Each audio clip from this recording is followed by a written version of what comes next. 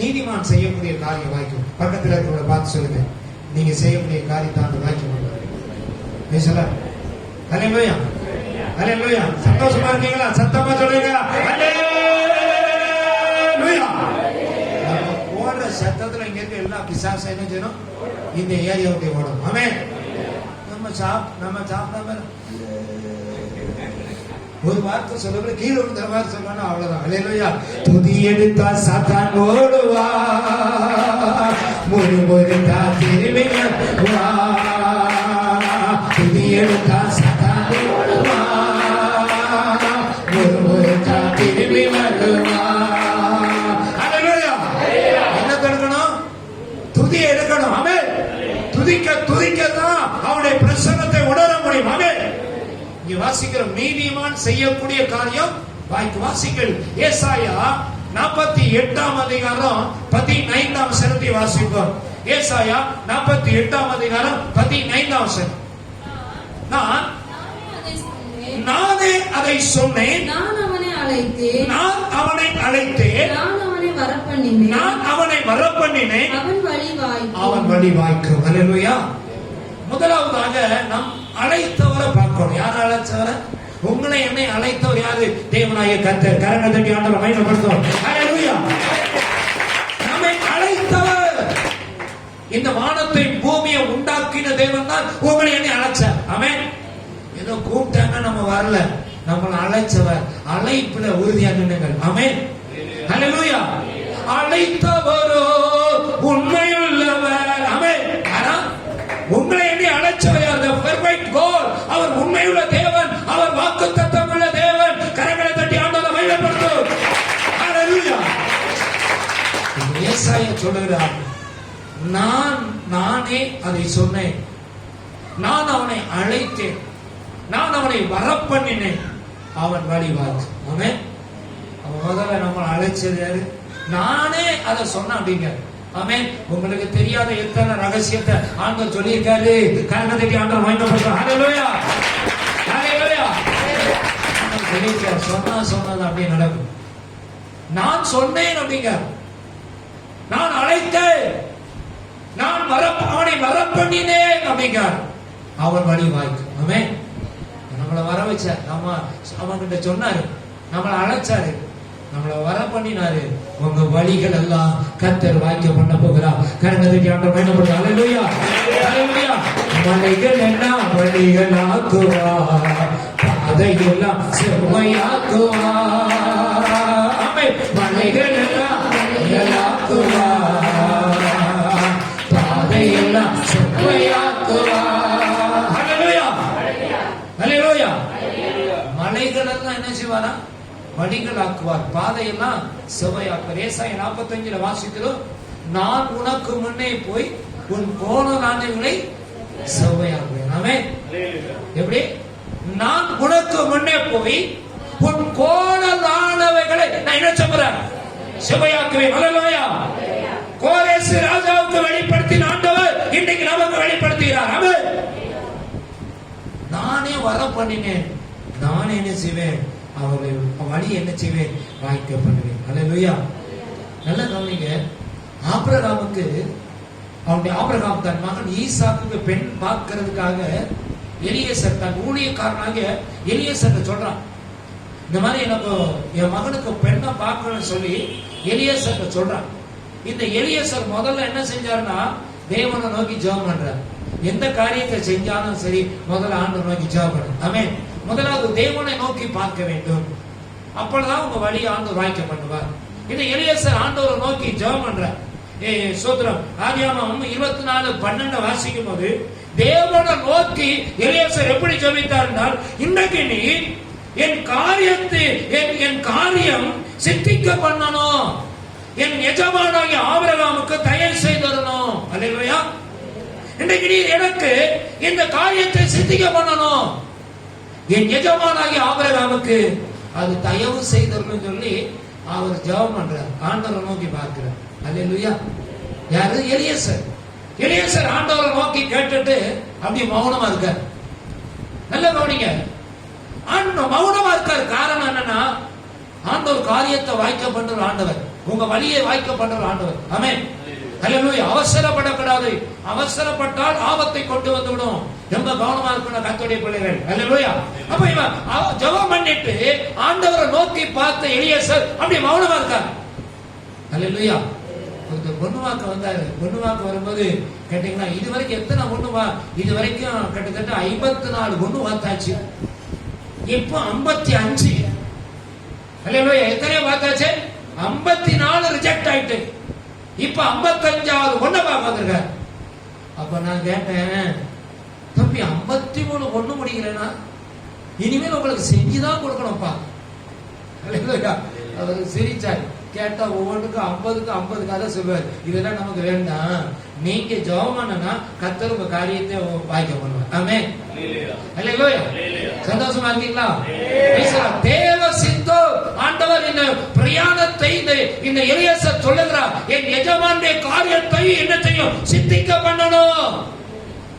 ஜெபம் பண்ணிட்டு அவர் மனசுல நினைச்சிருக்கார், நம்ம போகும்போது அந்த பெண்ணு யாரோ ஏத்தார வரணும் அப்படி சொல்லிட்டு எலியாசர் தன் எஜமானன் ஆகிய ஆமென் ஆபிரகாமுடைய மகன் ஈசாக்கு பெண் பார்க்க போகும்போது இவர் என்ன மனசுல நினைச்சிருந்தாரோ அப்படியே என்ன செஞ்சுட்டா? ரெபெக்காள் எதிர வந்துட்டா. கரங்கத்தை ஆண்டவர் மகிமைப்படுத்தும். ஹல்லேலூயா. ஹல்லேலூயா. ரெபெக்காள் எதிர வந்துட்டா. ஹல்லேலூயா. ரெபெக்காள் எதிர வந்த உடனே இவர் மௌனமா இருந்தார். அவசரப்படல. சிலர் காரியம் கைகூடி வரும்போது கெடுத்து விடாங்க. அவசரப்பட்டு என்னத்தையாவது பேசி காரியமே இல்லாம ஆகிடுவாங்க. ரொம்ப ஆண்டோடைய பிள்ளைகள் அவசரப்படக்கூடாது, பொறுமையா இருக்கணும். மௌனமா இருந்தாதான் கர்த்தர் நமக்காக யாவத்தையும் செய்து முடிப்பார். ஹல்லேலூயா. அப்பதான் நடக்க வேண்டிய வழியை காட்டுவார். இந்த எலியாசர் அவசரமே படல, மௌனமா இருந்தார். மௌனமா இருந்த இந்த எலியாசர் பாருங்க, அவர் ஒரு காரியத்தை சொல்லுகிறார். 24ஆம் அதிகாரம் 21ல வாசித்தீங்கன்னா, கர்த்தர் என் பிரயாணத்தை வாய்க்க பண்ணினார். ஹல்லேலூயா.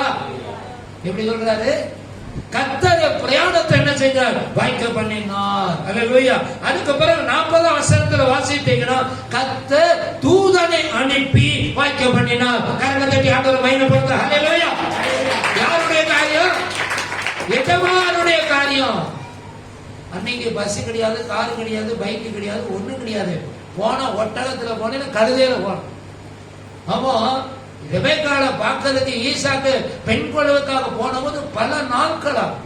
இப்ப இங்க சொல்றாரு, எங்க பாருங்க பிரயாணத்தை அவர் தான் வாய்க்க பண்ணினார். நீங்க எந்த ஊருக்கு போனா ஜெபம் போங்க. எந்த இடத்துக்கு வீட்டை விட்டு ஒரு படி இறங்க போறீங்கன்னா முதல்ல ஜெபம் பண்ணுங்க. ஆண்டவரே நான் போறேன், பிரயாணத்தை வாய்க்க பண்ணு. ஆமென். அது போற பஸ் நல்ல பஸ்ஸா, ஓட்ட பஸ்ஸா, பிரேக் இருக்க பஸ்ஸா, பிரேக் இல்லாத பஸ்ஸா நமக்கு தெரியாது. ஹல்லேலூயா. ஆண்டவர் வாய்க்க பண்ணணும். நம்ம போற வழியை வாய்க்க பண்ண. ஒரு நாள் அப்படிதான் ஒரு ஃபங்க்ஷனுக்காக கல்யாணத்துக்காக போயிட்டு இருக்கோம். வண்டியில போயிட்டு இருக்கும் போது எப்போதும் ஜெபம் பண்ணிட்டு தான் எந்த இடத்துக்கு போனாலும் சரி ஜெபம் தான். போயிட்டு இருக்கும் போது நல்ல மழையும் காற்றா இருந்தோன்னா ஒரு எலக்ட்ரிக் போஸ்ட் அப்படியே என்ன செஞ்சது, நாங்க உட்கார்ந்து இந்த பஸ்ல அப்படியே விழுந்துருச்சு. பஸ்ஸெல்லாம் தீயா பிடிச்சி தீப்பொறியா போகுது. எல்லாரும் தொடர்றாங்க, பஸ் எல்லாம் ஷாக் ஆகுது. ஆண்டவர் நிப்பாட்ட வச்சு மறுபடியும் அந்த வண்டியை பேக்ல எடுத்து, நீங்க ஜெபம் பண்ணிட்டு போனா உங்க நிமித்தமாக பஸ்ல 50 பேர் இருந்தாலும் கர்த்தர் பாதுகாக்க முடியும். கரங்கத்தை ஆண்டவர் மகிமைப்படுத்துகிறார். ஹல்லேலூயா. ஹல்லேலூயா.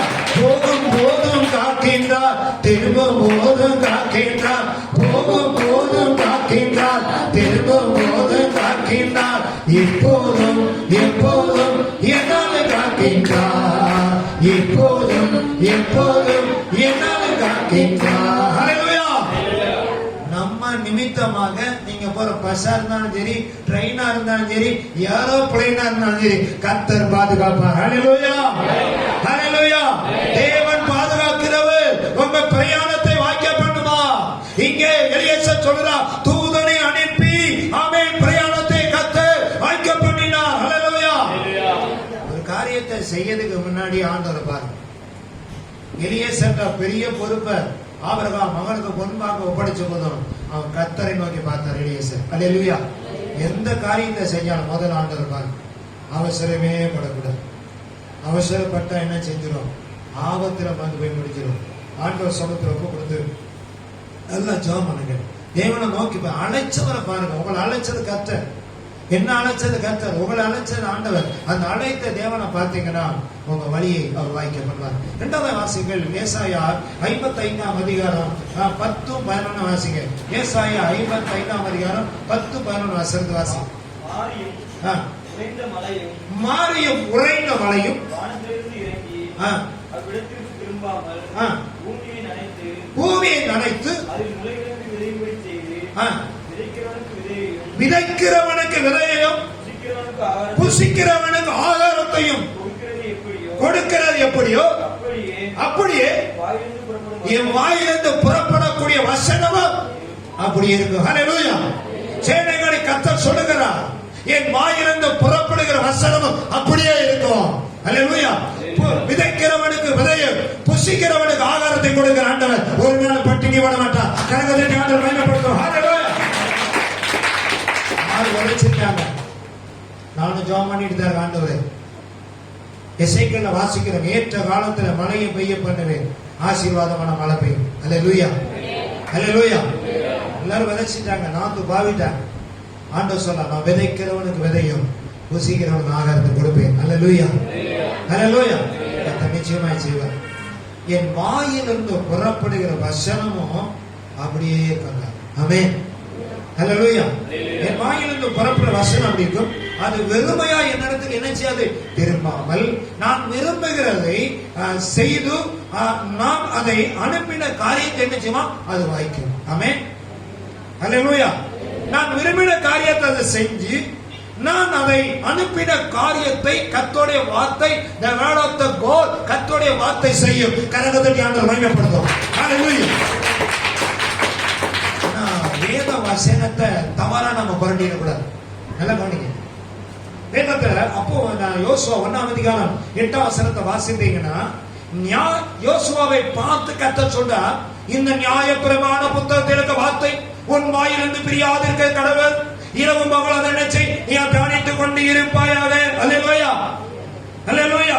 அதை தியானித்து செல்கிறோம். அங்கே யோசுவாவுக்கு சொல்லப்பட்டது, இந்த நியாயப்பிரமாண புத்தகத்திலே இருக்கக்கூடிய வார்த்தை உன் வாயை விட்டு பிரியக்கூடாது. அல்லேலூயா. இரவும் பகலும் அதை என்ன செய், தியானித்துக் கொண்டிரு. அப்பொழுது நீ உன் வழியை என்ன செய்வாரு, கர்த்தர் வாய்க்கப்படுவார். அல்லேலூயா. அல்லேலூயா. அல்லேலூயா. வசனம் தியானிக்கையில் இதயமதில் ஆறுதலே, வசனம் தியானிக்கையில் இதயமதில் ஆறுதலே. அல்லேலூயா. அவர் வசனத்தை தியானிக்கும் போது சமாதானமற்றவர்களுக்கு சமாதானத்தை கொடுப்பார், ஆறுதல் இல்லாதவருக்கு ஆறுதலை கொடுப்பார், சந்தோஷம் இல்லாதவருக்கு சந்தோஷத்தை கொடுப்பார். அல்லேலூயா. கர்த்தருடைய வார்த்தை அது செய்யும். அந்த வசனம் அனுப்பின காரியத்தை செய்யாம அது திரும்ப வெறுமையா ஒரு நாளும் திரும்ப வைத்திருப்பார். அப்ப யோசுவா கிட்ட ஆண்டவர் சொன்னார், மோசே 120 வயசு வரைக்கும் உயிரோடு இருந்தார். 120 வயசு வரைக்கும் உயிரோடு இருந்த மோசே 80 வயதுல கர்த்தரை ஊழியத்துக்கு அழைச்சார். 80 வயசுல ஊழியத்துக்கு அழைக்கும் போது மோசே கிட்ட ஆண்டவர் சொன்னா, நான் உன்னை எகிப்து தேசத்துக்கு அனுப்ப போறேன்னு தேவனாய கர்த்தர் சொல்லும் போது இவர் சாக்கு போக்கு சொன்னார், நான் திக்குவாயன், எனக்கு ஆனாலும் கூட சரியா சொல்ல தெரியாது. சிலருக்கு பார்த்தா சில வா லா லீ, சிலருக்கு பார்த்தீங்கன்னா சில எழுத்துக்கள்லாம் வராது, இன்னைக்கு வராது. அதுக்கு சில சொல்லுவாங்க, நல்லா அந்த கூழாங்கல்லுக்கு பாருங்க, சின்ன கல்லை வாயில போட்டு அப்படியே அங்கிட்டு இங்கிட்டு பிரட்டினீங்கன்னா சரியாகும்னா சிலருக்கு சிலர் அட்வைஸ் பண்ணுவாங்க. நான் அப்படி செய்ய சொல்ல, யாரும் செஞ்சுறேன். அல்லேலூயா. பாஸ்டர் அப்படி சொல்லிட்டாரு, வீட்டுல கல்லை எடுத்து கழுவி வாயில போட்டு சிலர் முழுங்கினா முழுங்கிவாங்க. அல்லேலூயா. நீங்க நம்ம நல்லவங்க, கரங்களை தட்டி ஆண்டவரை ஸ்தோத்திரம். அல்லேலூயா. அல்லேலூயா. எதுனாலும் பார்த்துதான் சொல்லுவாங்க. கேட்போம் எதையாவது ஒண்ணு நம்ம சொல்ல, அவங்க எதையாவது ஒண்ணு செய்ய, அது சிக்கல்ல வந்து மாட்டிடக்கூடாது. எங்க பாஸ்டர் அப்படி சொல்லிட்டாருன்னு சொல்லி கர்த்தருக்கு மகிமை உண்டாவதா. அப்ப மோசேட்ட ஆண்டவர் கேட்க, நான் திக்கு வாயன் வந்த நாம எனக்கு பேசவே தெரியாது அப்படின்னு தப்பி செய்யலாம் நினைச்சா, அப்ப ஆண்டவர் நீ போ, உன் வாயோட வந்து நான் பேசுவேன். அல்லேலூயா. நீங்க எங்க போனா ஆண்டவர் நான் பேச மாட்டேன், நீங்க தான் பேசணும். ஆமென். நீங்க சொன்னீங்கன்னா ஆண்டவர் உங்களுக்காக பேசுவார். ஆமென்.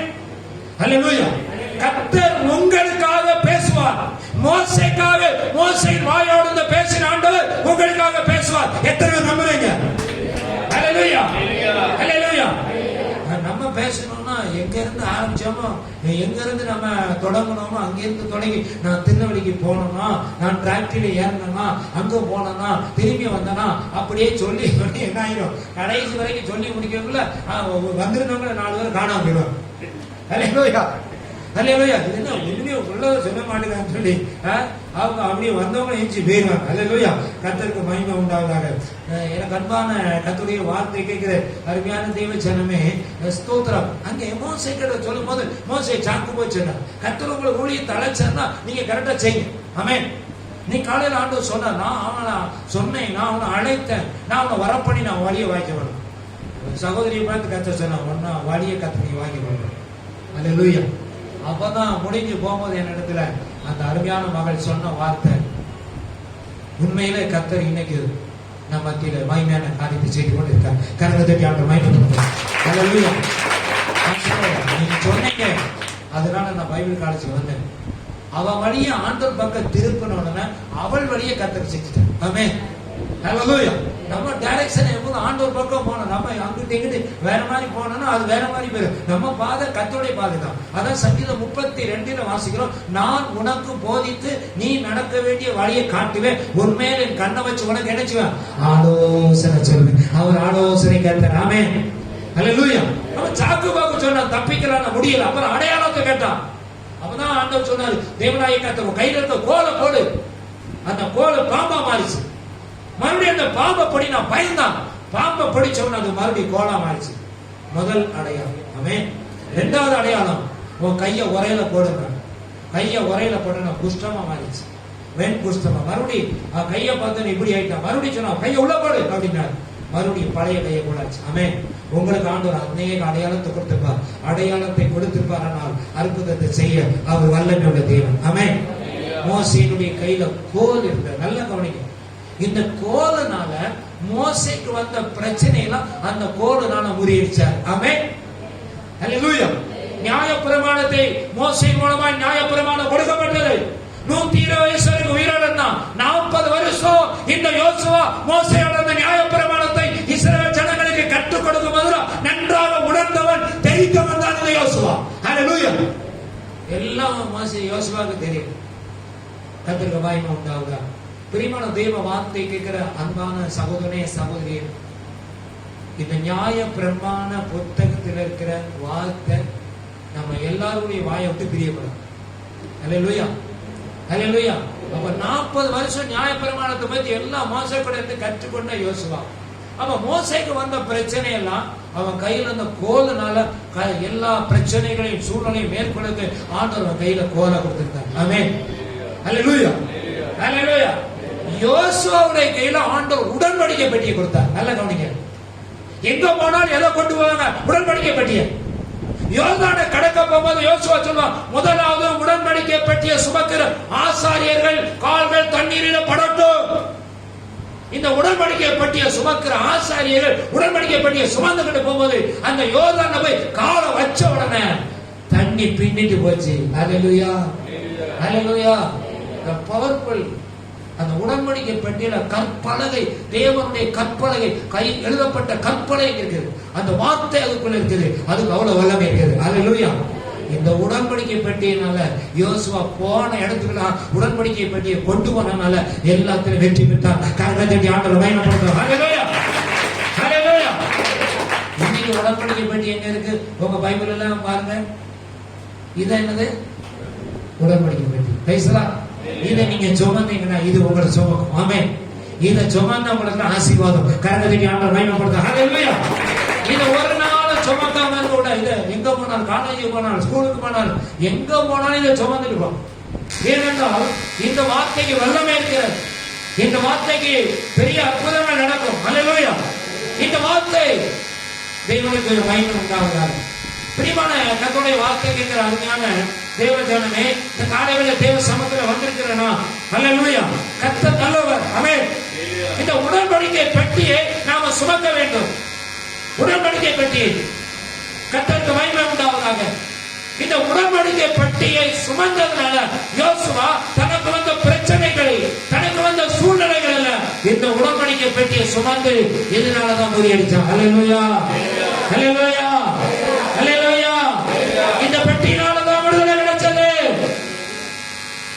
கர்த்தருக்கு மகிமை உண்டாவதாக.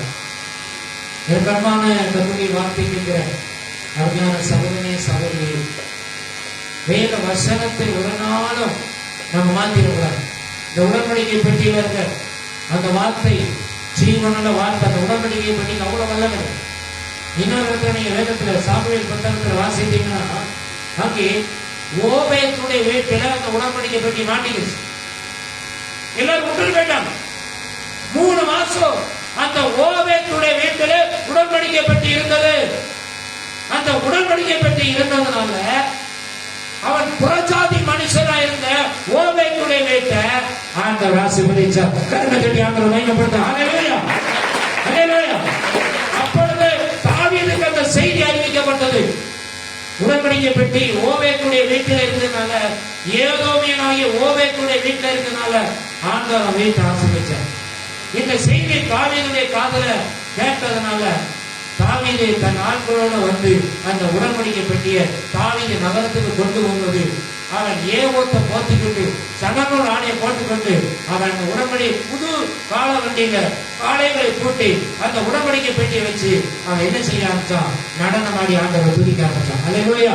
நடனமாடி சோதரிப்பே நாதா நான் உம்மை துதிப்பே, கைத்தாள ஓசையுடன் கர்த்தா நான் உம்மை துதிப்பே, நடனமாடி சோதரிப்பே நாதா நான் உம்மை துதிப்பே, கைத்தாள ஓசையுடன் கர்த்தா நான் உம்மை துதிப்பே. அல்லேலூயா, அல்லேலூயா. அப்ப உடன்படிக்கை பெட்டியில் அவ்வளவு வல்லமை இருந்ததுனால இந்த உடன்படிக்கை பெட்டியை கொண்டே யோசுவா தனக்கு வர்ற பிரச்சனைகள் எல்லாவற்றையும் என்ன செய்தாங்க? ஆமென். யோசுவாவும் இஸ்ரவேல் ஜனங்களை வெற்றி பெற்றாங்க. அல்லேலூயா. வசனத்தை ஒரு நாள் மறக்கக்கூடாது. நல்லா நீங்க தெரிஞ்சுக்கோ, வசனம் ஜீவன் உள்ளது.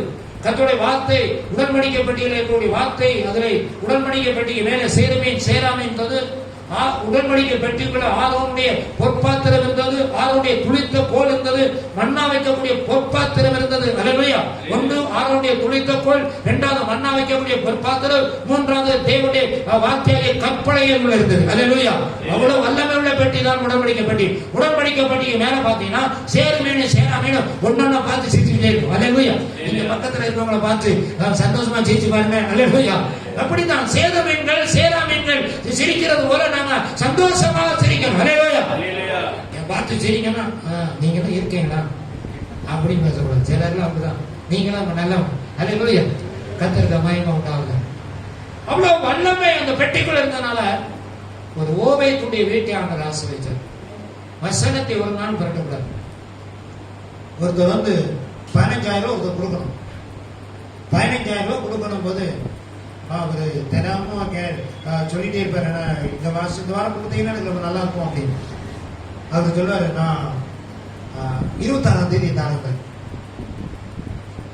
ஏப்ரல் 26ஆம் தேதி போச்சு, மே 26 போச்சு, ஜூன் 26 போச்சு, ஜூலை, ஆகஸ்ட், செப்டம்பர், இப்ப இந்த மாசம் வந்துட்டேன்.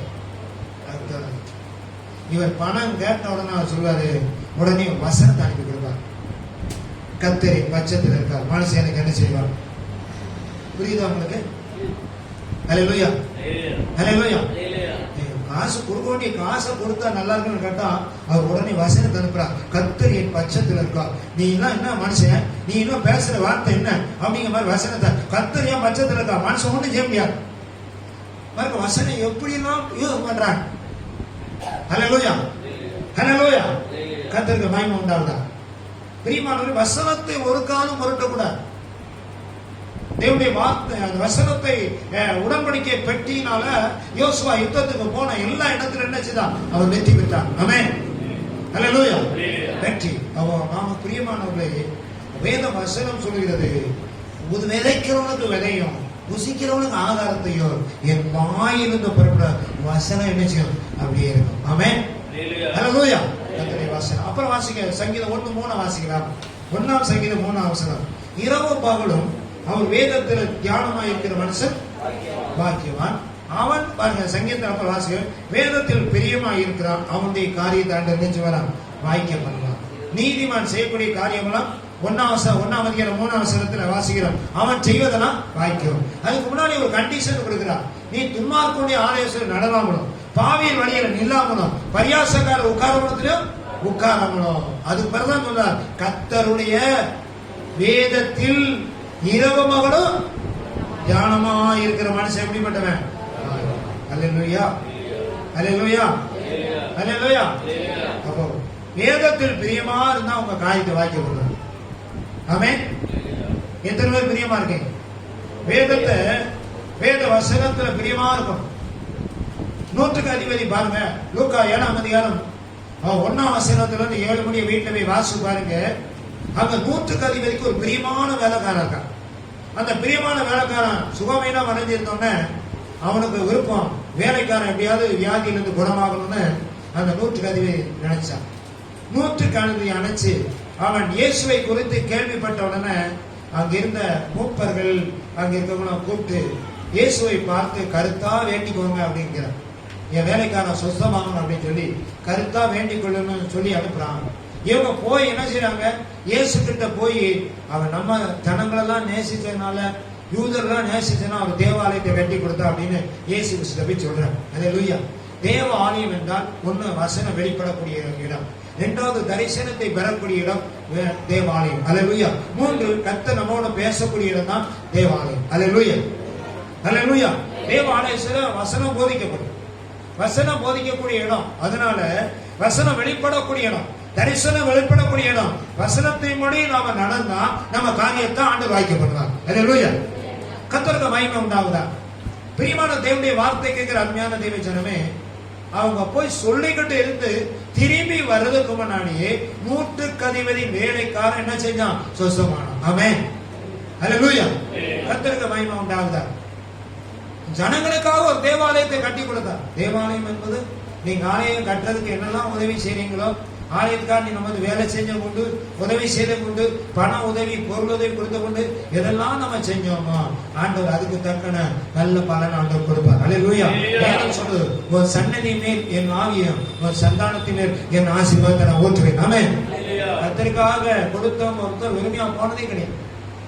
ஆலயத்தை கட்டுனா அப்படின்னு சொன்ன உடனே ஆண்டவர் பாருங்க, அவங்க வீட்டுக்கு போறதுக்குள்ள அவன் வேலைக்காரன் என்ன செஞ்சான், சுசமானான். அல்லேலூயா. வசனத்தின்படி நடக்கும். கர்த்தருடைய வசனத்தின்படி, வசனத்தின்படி நன்றாக நடத்துற தேவன். அப்படி நீங்க நடந்தீங்கன்னா உங்க காரியம் வாய்க்கும். அடுத்த வாசிங்கள் ஸ்தோத்திரம் 2 நாளாகவும் 32ஆம் அதிகாரம் 26ஆம் வசனத்தை வாசிப்போம். 2 நாளாகவும் 32ஆம் அதிகாரம் 26ஆம் வசனம். சத்தவாசி. எசேக்கியா வியாதிப்பட்டு மரணத்துக்கு ஏதுவாய் 26ஆம் வசனம் பா தம்பி.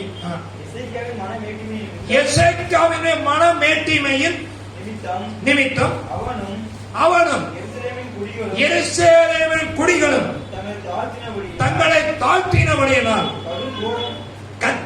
கடும் கோபம் எசேக்கியாவின் நாட்களிலே அவன் மேல வரல. 30ஆம் வசனத்தை வாசித்தீங்கன்னா அது அப்புறம் வாசிக்கலாம். அவரை கவனி. யூதாவின் ராஜாவாகிய எசேக்கியா எருசலேமின் ஜனங்கள் அசீரிய ஜனங்கள் கையிலிருந்து ஆண்டவர் விடுதலை கொடுத்தார். விடுதலை தப்பு வச்ச உடனே எசேக்கியா ராஜாவுக்கு நிறைய பொன் வெள்ளி காணிக்கையெல்லாம் யார் கொண்டு கொடுக்கா, யூதா ஜனங்கள் எல்லாம் நிறைய காணிக்கையில கொண்டு கொடுக்க. அவன் தன்னை மேன்மைப்படுத்தி கொண்டு தன்னை மேட்டிமையா என்ன ஆரம்பிச்சான். அல்லேலூயா.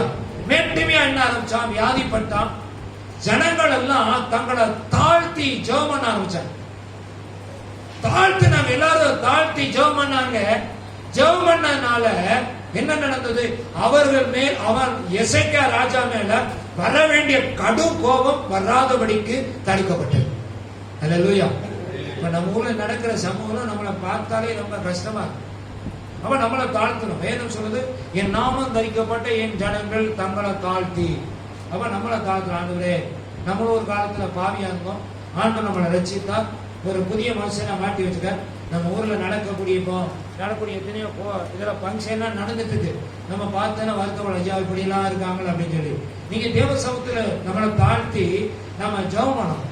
தங்கள் பாவத்தை அறிக்கையிட்டு ஜெபம் பண்ணும்போது நான் என்ன செய்வேன்? தேசத்துக்கு சேமத்தை கொடுப்பேன். கரங்களை தட்டி ஆண்டவரை மகிமைப்படுத்துவோம். ஹல்லேலூயா, ஹல்லேலூயா.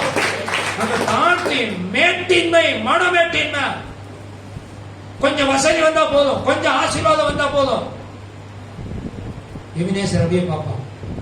பாஸ்டர் உங்களுக்கு எந்த ஊரு? எங்கேயோ பார்த்த மாதிரி இருக்க. அவன் அப்படி சொல்ல மாட்டான். ஹல்லேலூயா. எங்கேயோ பார்த்த மாதிரி இருக்கு, மைண்ட்ல வரல. ஒரு 2 கார் இருக்கு. ஹல்லேலூயா. ஆண்டவர் ஆசீர்வதிப்பார். ஆமென். ஹல்லேலூயா, ஹல்லேலூயா. எவ்வளவு ஐஸ்வர்யம் வந்தாலும், எவ்வளவு ஆசீர்வாதம் வந்தாலும் என்ன வரக்கூடாது?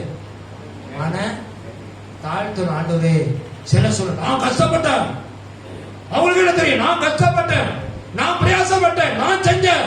ஒரு நாள் நான் சொன்னாங்க, அவர் என்று சொல்லுங்க. ஹல்லேலூயா. எல்லாம் அவருடைய ஈவு. வேதம் சொல்லுகிறது, இது எங்களால் உண்டானது அல்ல, எல்லாம் தேவனுடைய ஈவு. கரங்களை தட்டி ஆண்டவரை மகிமைப்படுத்தும். ஹல்லேலூயா. நம்ம வேற ஹீரோ, அவர் ஹீரோ. பேசலாம். சந்தோஷமா இருக்கீங்களா? ஹல்லேலூயா. என்னால ஒண்ணுமே கிடையாது. செய்யறது கர்த்தர். ஒரு நாள் பெருமை வந்துடக்கூடாது, மனமேட்டின்மை வந்துடக்கூடாது. அகந்தை வருமானால் ஒரு மனுஷன் விழுந்ததுக்கு முன்னால் அகந்தை. வேதம் சொல்கிறது, பெருமை உள்ளவனுக்கு தேவன் எதிர்த்து நிற்கிறார், தாழ்மை உள்ளவனுக்கு அவர் கிருபை அளிக்கிறார் என்று கர்த்தருடைய வார்த்தை சொல்லுது. அன்பான சகோதரனே, சகோதரி, நம்ம வாழ்க்கையில ஒரு நாள் வரக்கூடாது மேட்டின்மையோ பெருமையோ ஒரு நாள் வரக்கூடாது. கர்த்தரை கனம் பண்ணுங்க, அவர் தான் எனக்கு எல்லாவற்றையும் செய்தார். இந்த ராஜா மனமேட்டின்மை வந்ததுனால கர்த்தருடைய கடுமையான கோபம் அவன் மேல திரும்பாதபடிக்கு தாழ்த்தி ஜெபம் பண்ணனால ஆண்டவர் அதை என்ன செய்தார்?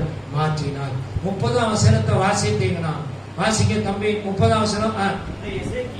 எசேக்கியா பாருங்க, ஆனா எப்பவுமே கட்டினாங்கன்னு பாருங்க. இப்பதான் ஆனா இங்கெல்லாம் நம்ம பார்க்கோம். பைபிள்ல முதல்ல யோபு புத்தகத்திலிருந்து பாசினா அவர் ஒரு இன்ஜினியர் மாதிரி எல்லாம் என்னெல்லாம் கட்டண மாதிரி. இப்ப என்ன சொல்லிருக்கு? எசேக்கியாராஜ் என்ன கட்டானா? அணை கட்டி அது தண்ணீரை தாவீது நகரத்துக்கு நேரா திருப்பினா எசேக்கியா செய்ததெல்லாம் வாய்த்தது. ஆமென், ஹல்லேலூயா. நம்மள தாழ்த்தினீங்கன்னா உங்க காரியம் என்ன செஞ்சாலும் அதெல்லாம் ஆண்டவர் வாய்க்க பண்ணுவார். கரங்களை தட்டி ஆண்டவர் மகிமைப்படுத்துவார். ஹல்லேலூயா. 32ஆம் அதிகாரம் 2:4 வாசித்தீங்கன்னா, ஐஸ்வர்யம் கனவு அவனுக்கு வந்தது. அவன் செய்ததெல்லாம் ஆண்டவர் வாய்க்க பண்ணுவார். நீங்க கேட்கவே வேண்டாம். நீங்க உங்களை தாழ்த்த ஆண்டவர் இருக்கிற எந்த இடத்துல இருக்கீங்களோ, வேலை செய்யற இடம்னாலும் சரி, எந்த பட்டணத்தில் இருந்தாலும் ஆண்டவர் உங்களை உயர்த்துகிறவராக இருக்கிறார். ஹல்லேலூயா. கடைசியா வாசிங்கள். ஏசாயா 53ஆம் அதிகாரம் 10ஆம் வசனத்தை வாசிப்போம். ஏசாயா 53ஆம் அதிகாரம் 10ஆம் வசனத்தை வாசிப்போம்.